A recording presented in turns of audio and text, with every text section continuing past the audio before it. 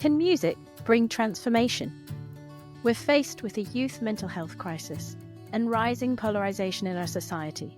So could something as simple as a song children sing really bring peace, connection, and unity?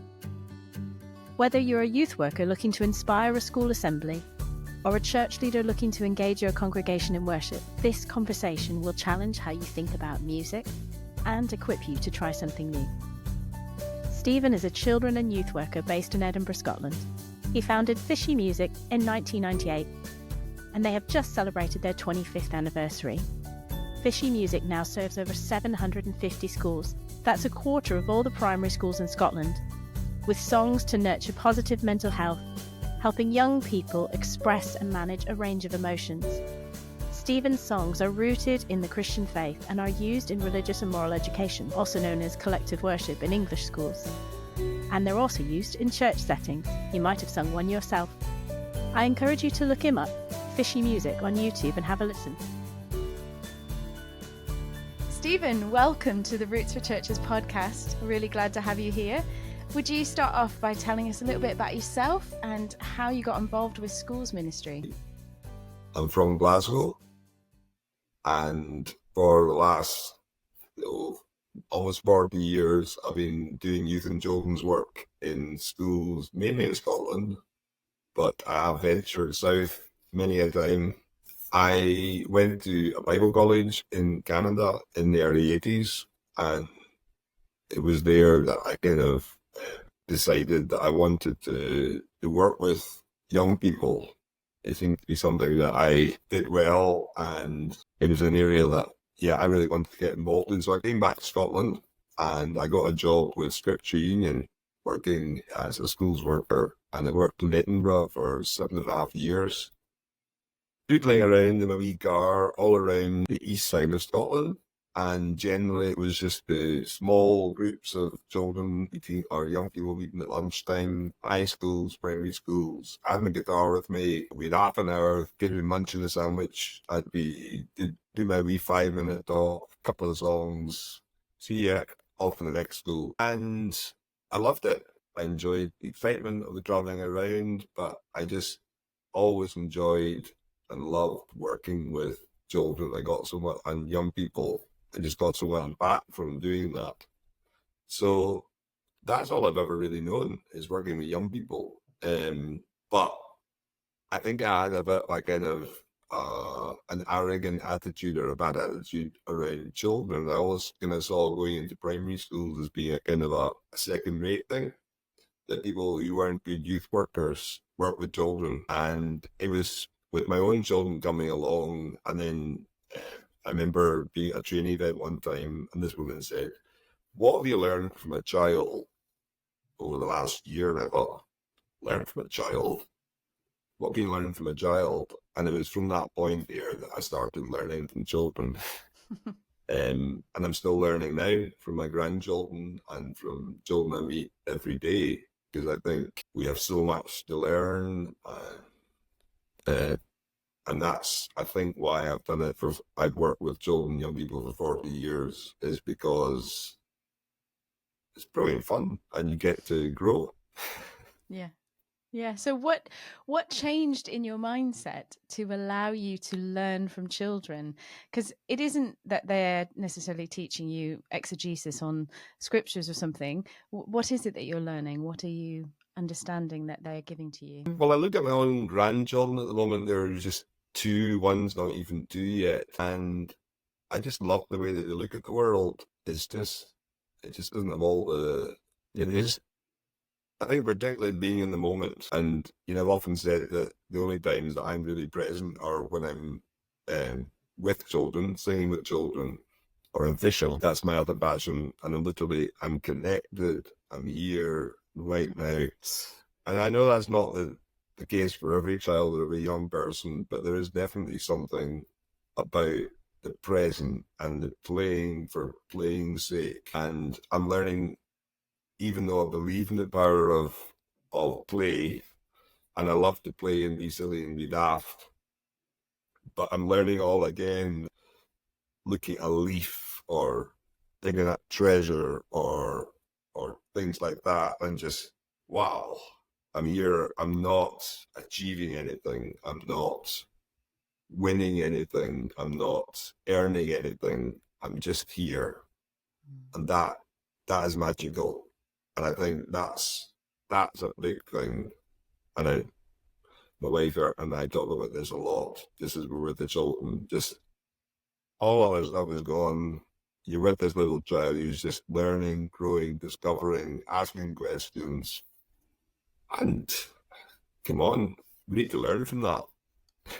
We do. We have, as adults, we get busy and worried about many things. And Jesus, Jesus says to Martha, chosen the right thing and sitting at his feet. And I think that stilling ourselves and being playful and present, yeah, it's beautiful. And I think they don't need to impress you, children. I mean, they're always saying watch this, so they are trying to impress you on some level, but they're also, this just sheer joy, just be with me in this moment. And that it changes us as adults if we can actually enter into that, and set down our agenda. And they're really honest. And what I notice as well is that, and I'll maybe come back to this later, is that the really, really early age children know, am I safe? Do I belong?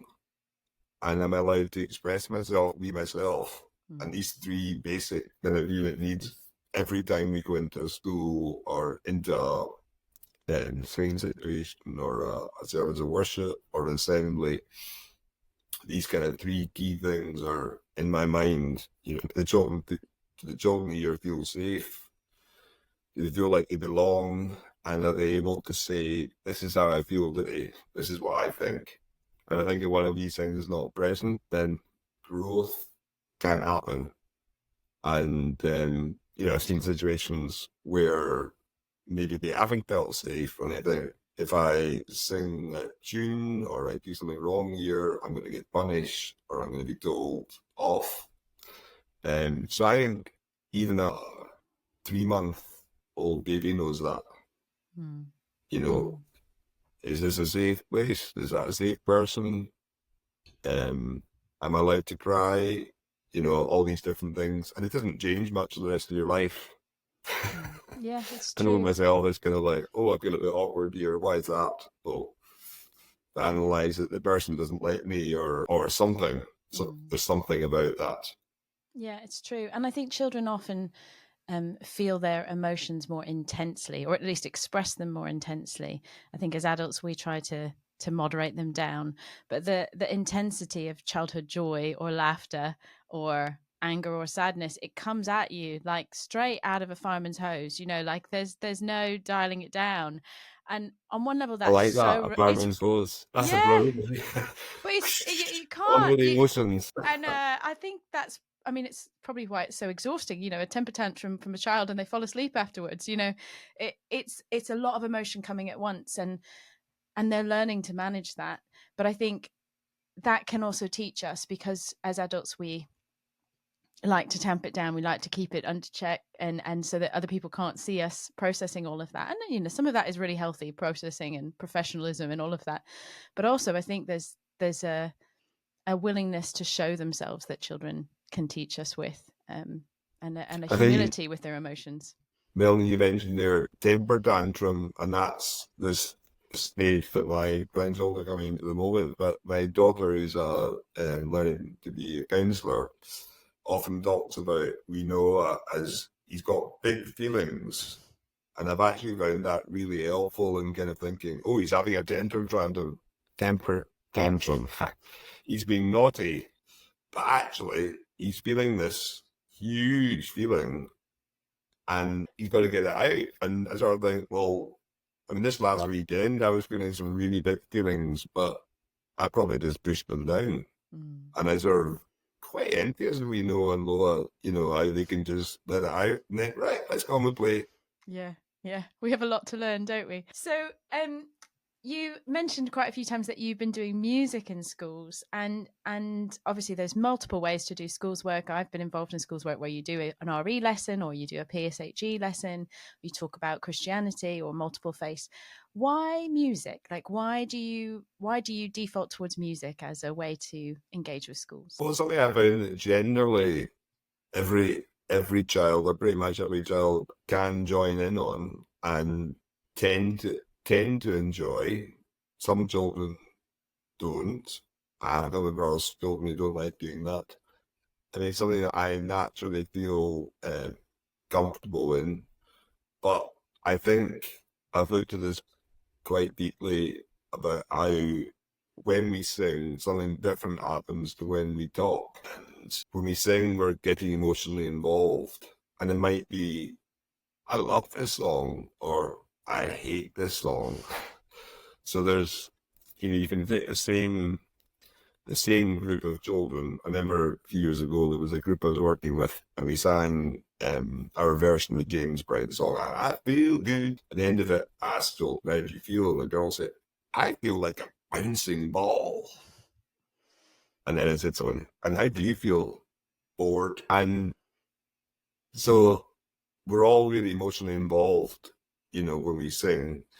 But for me, that's the power about it, is that you can talk about something, you can talk about how good God is, or you can talk about how bullying's bad, or racism is something that's dangerous, but if we sing about it, it's a very different experience. You start to feel the emotion of the thing, and we've found that so many times. You might be in a special needs school, children in young people in wheelchairs or helmets, and they're making all this, rapid movements and shouting out, and we're singing, "You are a star, just the way you are," and there's something that the most profoundly handicapped child can actually feel that, rather than just be, you're very special. We're all very special. You can say that for 100 years and may not get through. But you sing it, I think it enters into the limbic system part of the brain, which changes something, I think. And I think that songs will stay for a lifetime as well. I mean, I might talk later on about, we did some research into the long-term impact of the songs that we sang in school for our 20th anniversary. I mean, we interviewed about 800 people, maybe 400 young people, maybe up to 20 years after we sang Fischy music songs. And a lot of them talked about how the songs still help with their confidence, with their faith, with a sense of belonging, and with a sense of self-worth, from many other areas as well. And this was like up to 20 years afterwards. So we were testing out a theory that, like, we assumed that songs would last a lifetime, and I've read a lot of literature around this, but actually for our own songs we found out that was actually the case. And I think that would be the case for many other songs as well, that can actually make a difference in your life and come back to you at times to sustain you and get you through, to celebrate and commiserate. Yeah, it's true. I think I can think of my own life when I'm having a hard time, just being in the car, and songs that you sing that come to your head are songs that you heard either in church as a child. There's the comfort of this sort of, you've known them forever, and these songs have like a resonance with you of like, I connect to this group of people, I connect to this faith, I connect to this God, and this song is somehow comforting, or this song is somehow bolstering me and holding me. And it doesn't have to be the song you sing every Sunday. It's often the song you had as a child, isn't it, that comes back? Yeah, absolutely. Yeah, and I've heard many, many stories of people who are literally at death's door, or in a room, where sometimes the weirdest song will come to them, like the book Touchy Lloyd, Yes, like Joe Simpson, yes. and he'd crawl back to Always Camp. He didn't know where he was, and he was dying, and he was in the kind of latrine bit for the tents for his camp. And, he felt, yeah, I am actually dying here. And the song that was going through his head was "Brown Girl in the Rain, tra la la la la." But in a funny way, he found that comforting. Yeah. Yeah. That was the song that came to him at that point. I remember that quite vividly in the book. You're right. Yeah. And it just holds him somehow. The lyrics and the repeating of it. And, I suppose the lyrics of that are not necessarily all that uplifting, but Exactly. it holds him. Something about that took him, I kind of wonder if maybe took him back to a time, songs like A Smells. And then you're back to that limbic disco in your brain. That's the part that processes smell and memory as well. So a song instantly, like you hear the first few notes of a song that means something to you, and without even trying, you start crying, or you start laughing, or you start feeling something. Bit like you smell the smell of coffee, or you smell a perfume, it takes you instantly back to that position. So it's really powerful stuff, beyond words, because I think it's connecting very deeply emotionally. Yes. And so I can see how that would be a very attractive way of engaging with children, because it's not just one lesson that they can engage with once and go, oh, that was fun. Thanks, Stephen. But actually that you're inputting some skills into their life, or some songs into their life more deeply, and that sense of belonging, safety, and I can be myself, that hopefully in the hard times of life, those things come back out, that the song is embedded deep in their psyche to reassure them later. You go into schools all over Scotland, and they're not necessarily Christian schools. So how do you, what do you sing about? Are you singing about Jesus? Are you singing about God's love, or are these different songs? How do you do that? And do the schools invite you to sing about God or not? It's quite a different system to the system in England, where most state schools, I think by law, are required to have an act of worship or some sort of, I think now it's called religious observance. It's been quite a big process that we've gone into up here, but generally teachers find this one of the hardest things to do, because in the old days, you would do the typical kind of, someone would read a Bible verse and you would sing, light up the fire, or I hear the sound of rustling, or something like that. And that was kind of fine. But in the last 20 years, 30 years, that's not been happening. And these times are kind of, teachers scratch their heads. And I think when Fischy Music started in 1998, we asked a bunch of teachers, well, what could we write songs about, from this route, from this good news route of Jesus, but in a different kind of way, something that every child could sing about. So songs around forgiveness, songs around hope. So that a song like May You Find Peace, May You Find Hope, May You Find Joy Today, May You Find Love, May You Find Rest. You're in this place together. So any child can sing that.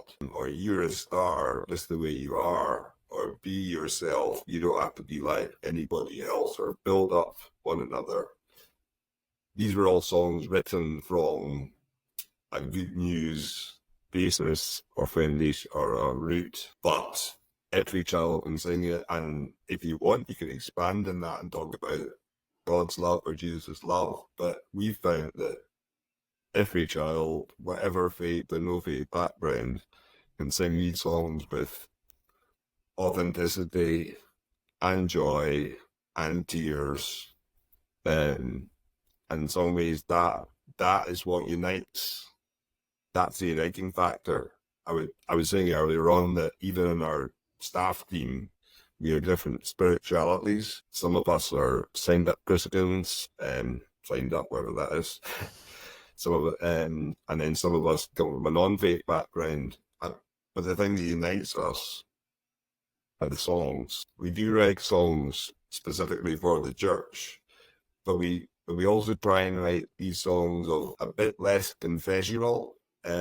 So a song like, isn't this just a wonderful world that we live in, and whoever lives in this wonderful world, whoever made this wonderful world, is someone that I can believe in.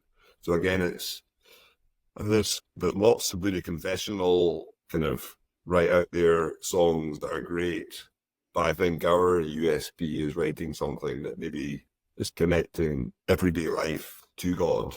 And I think that's where we see our places or our particular niche of writing about everyday issues, anger, creativity, being unique, and somehow relating that to God, or just celebrating diversity Yeah, as a it's good thing. good. Yeah, it's really helpful because I think sometimes in church we can be. I was reflecting on this with a friend the other day. Like our songs can be very God focused, which of course is very good. We come to church to worship God and remind ourselves how big and good He is. But we do also need songs that are about our everyday and are about walking with God or about naming our emotions or about, reminding ourselves that difference is okay and difference is good. And so making sure that there is breadth in those songs that we sing so that they can equip us in all these different settings. And of course, focusing back on God, often He will then check our hearts and redirect us and point us in the right way. But I think there's something about the songs that again unite us. There's been quite a lot in the news of conflict. I mean, it's not new, is it? But violence, racism, different groups, there's elections rolling around. And again, those tend to separate people into different camps of how you're not like me and we don't think like you. And I think our children are very aware of this. Although there's a lot of tolerance that they're taught, they're still very much like, where do I fit? Who do I belong to? And I mean, I do worry about the sort of increasing, I want to call it sectarian, but it's like it's groups that feel so strongly that they want to be violent to other groups. And it's terrifying.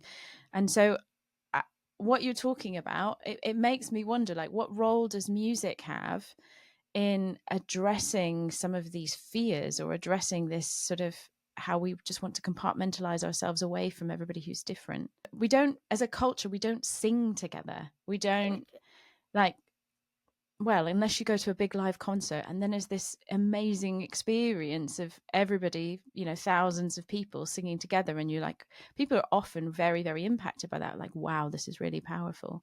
I suppose when more of our population went to church, we had that sense of singing together more regularly.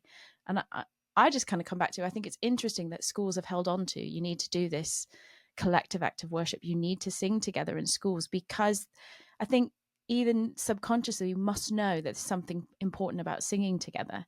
But what are you doing with your songs in order to address unity or address all this separation and violence? Is there a way to, because you talked about anti-bullying, like how does that work in a song? Well, we've made quite a few links with different organisations. In the early days, we worked with a group in Scotland called the Anti-Bullying Network, and several of our songs like "Build Up," "You're a Star," "I'm the Only I," "Bag of Worries" were used quite a lot within anti-bullying work within schools. And then it's interesting. So that was a big thing. Bullying and self-esteem were big things at the end of the 90s. And then early 2000s, the old Dan Goleman emotional intelligence thing came in. And then it sort of became about emotional intelligence. And then, certainly in Scotland, we started moving into transition, resilience, and then kindness. And so there've been various movements, but it's all been kind of, I think at its core, there's a lot of the same things going on.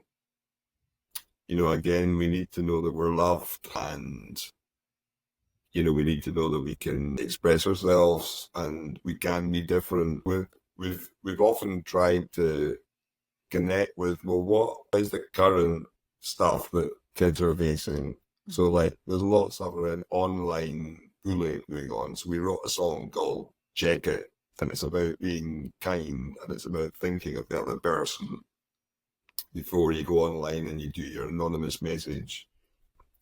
So I think we're starting to write more stuff for children around not just bullying face to face, but around actually online things. I think that's going to become a bigger thing as well. And also the 3E1 Can songs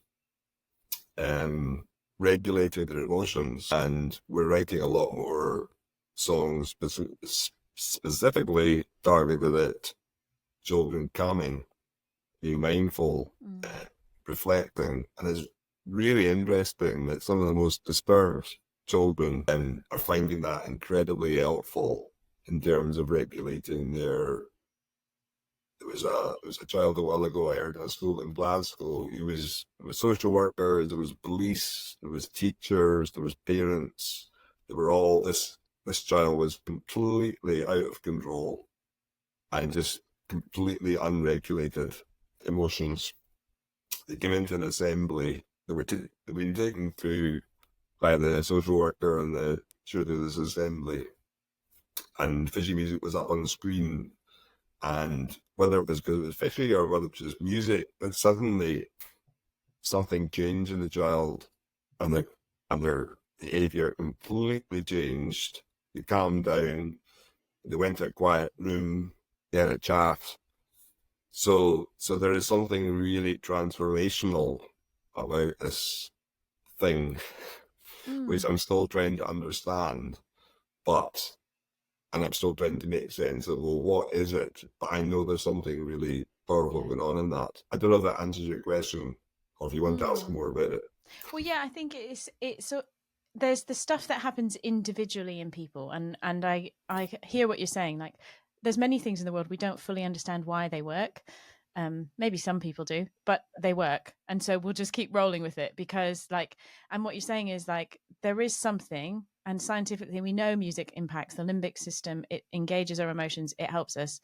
We don't fully understand how all that works, but we know it's powerful, and it's definitely worth using it. I guess my question is like that works on an individual level, but what's going on in a community or in a group of students or in a school that sings together or even in a church that sings together? What happens? What is it about the singing together that seems to unify even when we're totally different? And maybe again, I don't know why, but there is a power in that, that I think we do it because we've always done singing together, but maybe we don't utilize it purposefully enough or intentionally enough. And I think that it could be a key to addressing some of this polarization. It could be a key to helping, say, groups of students and young people who feel very alienated to come together because actually we all sing, or maybe we all in singing recognize that we all struggle with the same stuff, that kind of unifying thing. But what is it? Do you have a sense of like what is it about together singing that makes a difference? Well, I think there's something emotional going on. I think there's something social going on. I think there's something spiritual going on. I think there's something physical going on as well. So there's lots of different areas that are being impacted. When you think about it, that when you sing together, it's possibly the only time that we're all doing the same thing. So in a school, you're in the class, you're doing your lessons, you're doing your individual music stuff, you're playing sports, you're playing football or rugby or whatever it is. But actually, when 300 or 200 children sing together with the teachers, you're all on the same level. You're relying on each other for support. So collectively, you're sounding much better than individually. So the strong can help the weak. So in a choir, you have the growing singers and you have the less good singers. And somebody like playing someone better than you, it brings up the level. So there's a lot of things happening. And there's something very emotional. You are joined emotionally and spiritually, I think, in some ways to people when you're singing. So there's something very deep going on there. And it's very physical as well. So, what's happening as we sing is you're actually regulating, as a group, you're regulating. Let me find this when you go into schools. You go in a Monday morning and the atmosphere might be quite low. So Monday morning, some children are quite distressed from the weekend. Teachers are, oh, here we go again.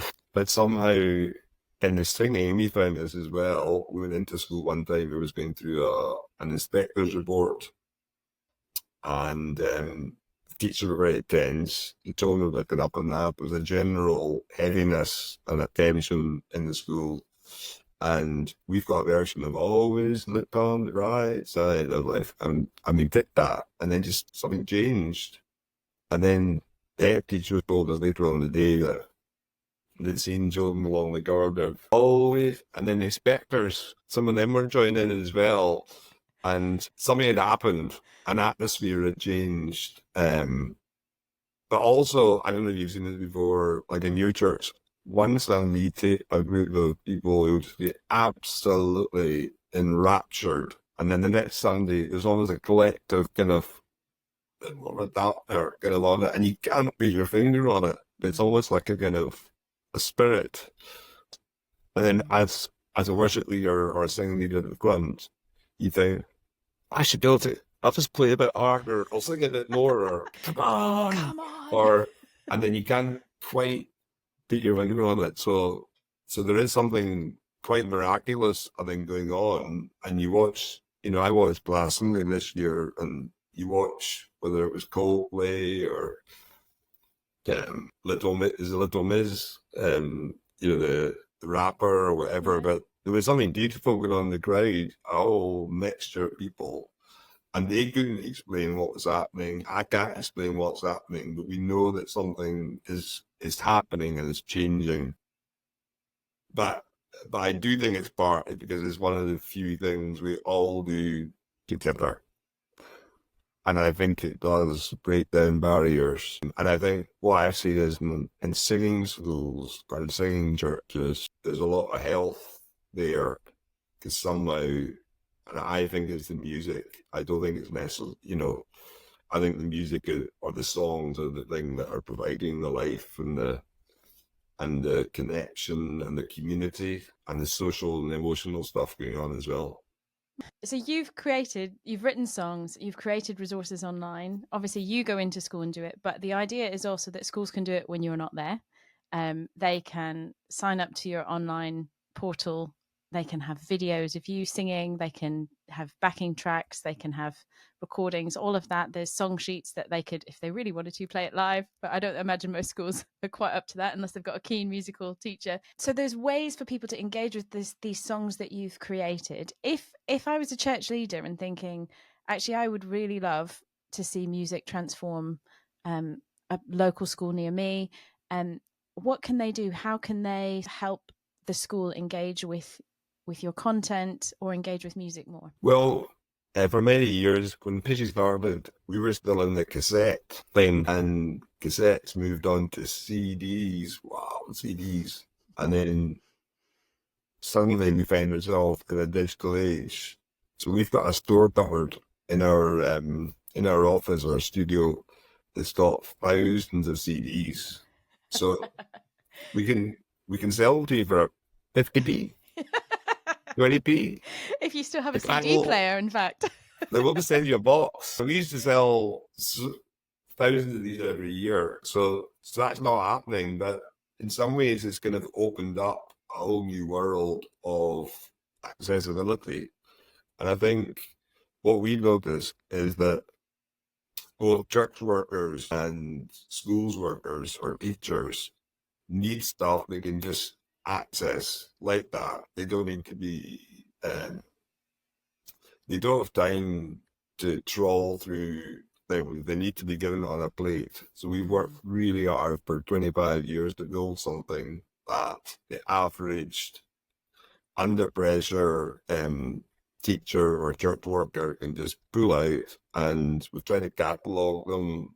There's an online site called Fischy Music Online, and there's 150 songs on there, and there's roughly 100 health and well-being songs. There's 50 targeted particularly at churches, but the health and well-being ones are used a lot in churches as well. And like in a mouse, these can be accessed. You can check out, Pentecost or Christmas or harvest or forgiveness or hope or love or anger or bullying. And And you can make up your own playlist as well. And again, as you say, some directors will want to do that live. They've got an absolute smoking hot band, and they can do that, that way. Or they can play a backing track, and that can be very effective as well. I remember a minister saying many, many years ago for me, blessed are the poor in song, not just those who mourn, but blessed are the poor in song. And certainly my experience of working in church union, working for a church, and listening to churches all around the country, many churches are poor in song and poor in resources, and they need resources that they can just, will enrich their life, but they don't have that hot guitarist or keyboard player. So I think we use backing tracks and full vocal tracks when we go out to schools very effectively, along with our live music. So we've tried really hard to build a site that takes health and well-being resources and songs for worship. So that's our contribution. It's Fischy.com, Fischy. And you've got some lesson plans or outlines for assemblies, that kind of thing, that go along with the songs. So again, if you're time poor and you're desperate for, what do I do? I've been invited into school. What can I bring? That's all there to help with planning and to help you. And as you say, like, you don't have to be the world's best musician or singer, because you can play the backing track or even the video with the actions. And then there you are doing it for them, Stephen. It's brilliant. And I think, Melanie, that that's something we hear from many, many people say, oh, I can't sing. Teachers and church workers. And that's, I think, oh, here we go again. I can't sing. Well, less than 1% people can't sing. We're poor in the West at singing just being a normal activity. Most of the world, singing is just as normal as eating, drinking, and going to sleep. Yeah. So I think we're trying to work on that, is changing the culture of thinking, about singing as being, you have to be good at it. Some of the people I know who lead singing the best don't have particularly great voices. I would say I have an okay voice. It's a bit strange at the moment, as you can probably hear. You can keep listening. But some of the most effective people I know are not particularly great singers and don't play any instruments, but they're good at coordinating people, or, using action signs, or getting children involved, or other people who are. So there's lots of ways, even as underconfident, lots of musical people can be still really effective at making music and songs available to their congregation and to children in local schools. Yeah, no, it's true. And I think your resource is very rich for that, because I think it's a confidence thing. And as you start using the resources, you realize, oh, actually, I can do this. I can facilitate this. And then you realize that people aren't listening to how you're saying and sounding that, they're actually enjoying the music rather than concentrating on you. But I do think our culture of pop stars and all the auditions on television makes everybody think, oh, I'm not as good as them. It's not helpful. It's entertaining to watch somebody make a go of themselves on TV. Yeah. And it's not entertaining. It's sad. Yeah. But it does build up this image that singing is something for the stars rather than the mass. So for me, watching a crowd at Glastonbury or in an assembly hall or in a church sing their hearts out, it doesn't get any better than that. Yeah, it's true. It's true. And I think that's the thing. Like, we've talked, as we've gone through, the power of music, not only to impact our own lives, like help us manage emotion or help us process things, but also to connect us to others. And what a shame if that rich resource was only limited to the few people who could beautifully carry a tune or could sing opera or whatever it is. It's like God's actually given every human a musical instrument that they can carry around with them wherever they go, and that's their voice. And so to re-democratize that again and say, this is your gift, this is your way through with this, with your emotions, with your connecting with community. Here's a gift. Sing together, sing about it. I think it's fantastic what you're doing. And it's nice to go to someone, Melanie, who actually gets this stuff, because I tend to spend a lot of my life trying to sort of say, now, singing's really good for you. It's good for you physically, it's good for you emotionally, spiritually, but Yeah, I get all this stuff. Yeah, and it is good. I mean, I was thinking about that lad you were talking about who was upset. There's something about singing that regulates your breathing, which we all know is like a great way to calm down. So like it happens without telling them, oh, breathe. You have to breathe to sing, and therefore that's going to calm people down. And that whole thing, I think we all missed it during COVID, the power of singing together when everybody had masks on and you weren't allowed to sing. And you're like, oh, church feels funny. Why is it? Because we didn't have that sense of that unifying sense that we're all together. You know, we stood on our doorsteps and clapped for the NHS, which was our sort of togetherness thing. But what we desperately, I think, wanted to do was sing. I know a lot of the creative industries, when they could finally come back together and have performances and live music, it was a huge, you know, groundswell of like, oh, we've missed this. And so it sounds too simplistic to say, well, maybe the solution to some of the violence that we're seeing in cities around the UK, or maybe some of the cure to the bullying or all of that, is actually singing together. It sounds weirdly simplistic, but I think it might actually be truthful. You know, like together we sing and we engage with our emotions, and that really is a key to it. Well, I completely go along with that. You know, I don't think singing and music is going to solve every world's problem, but I think it can have quite a healing effect. You know, our experience of singing together, it's a healing thing. It's a connecting thing. It's a community thing. So, yeah, amen to that. Yes. I wonder, will you pray for some of our listeners who are engaged in either leading worship or engaged in going into schools? Would you pray a blessing on what they do as they go into schools and lead worship in their churches? Yes, only may find peace and hope and love and joy and rest as you serve these young people that you work with. And dear God, may you help us to be able to use this wonderful gift you've given us of singing and of music that touches us deeply, make a real difference in our world, a world that's torn with violence and division and polarization. And I pray for those at the moment who don't feel confident and don't feel that they have a particularly good voice, that they might have a sense that they can use songs, music in their church or in their local school. Thank you for this wonderful gift. Help us well. Thank you, Stephen. And I know that in our Roots resources, we're regularly signposting people to your songs to use with their children and youth groups and in their services. So I know people are growing in familiarity with your work. But thank you for unpacking it with us, inspiring us. We'll put links to your website in our show notes so that people can click through easily. But look forward to seeing you again sooner. Thanks. It was good to chat. Roots would love to serve you in your ministry. We provide everything you need to lead church each week. We've got weekly outlines for intergenerational worship, including sermon starters and song suggestions. We have children and youth outlines, which work for your weekly church groups, but are also used in many schools for collective worship. Have a look at our Reflect for Schools resource, which tailors our weekly ideas into something perfect for a classroom setting. Each week, we suggest a range of songs that tie in with the Bible passage and theme, from traditional hymns to contemporary songs, from old favourites to the latest releases from Fischy music, all to help you choose fresh and appropriate music for your setting. Make sure you read Stephen's article in Children and Youth issue 135. You can find it on our website, where you can take out a free trial to explore the huge wealth of resources and support that's on offer at rootsforchurches.com.